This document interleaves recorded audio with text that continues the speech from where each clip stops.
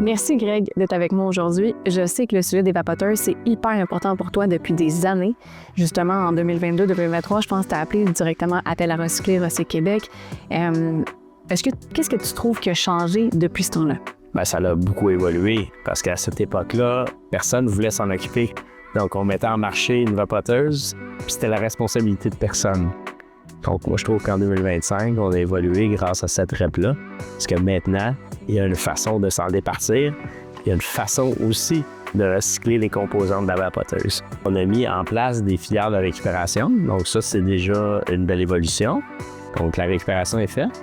Puis maintenant, il y a des filières de récupération et de recyclage. Donc là, c'est pas juste de ramasser les vapoteuses, mais c'est aussi de pouvoir les démanteler et de donner une deuxième vie aux matières qui composent la vapoteuse. Fait qu'on en parle souvent, quand on en parle souvent, la sensibilisation est faite, mais pourquoi c'est important de ne pas le mettre dans le bac de recyclage ou dans le bac de déchets?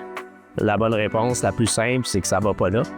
Si on l'envoie à l'enfouissement, bien, c'est des matières qui n'auront pas une deuxième vie, comme le plastique, le métal, les composantes électroniques. Donc, on ne l'envoie jamais à l'enfouissement. Puis en plus, ça peut contaminer les sols. C'est une très mauvaise idée. Et au bac bleu, bien, c'est bien simple. C'est pas un contenant, ni un emballage, ni un imprimé. Donc, ça va pas au bac bleu. Contenant, emballage, imprimé. C'est les trois seules choses qui vont au bac. Et dans un centre de tri, ça peut être extrêmement dangereux aussi parce qu'il y a une pile au lithium à l'intérieur de ça et toutes les piles au lithium peuvent éventuellement déclencher un incendie, ce qu'on veut pas dans un centre de tri. Si moindrement, on regarde les réseaux sociaux, ce qu'on fait probablement tous, on leur remarque de plus en plus qu'il y a des feux justement dans les camions de collecte. Ouais. C'est super important, ça coûte des sous aux contribuables, ça coûte des sous à la municipalité. Il y a une forte hausse des incendies dans les centres de tri en ce moment.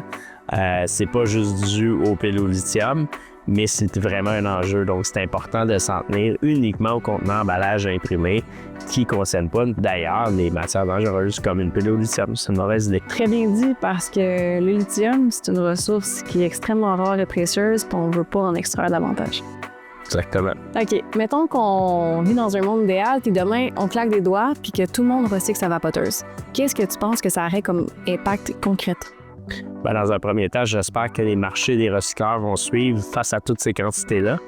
Dans un deuxième temps, ça serait une très bonne idée parce qu'en fait, le vrai pouvoir, c'est le citoyen qui l'a. Et c'est tout valide pour le compost, c'est valide pour la récupération, c'est valide pour tout ce qui peut éventuellement se recycler.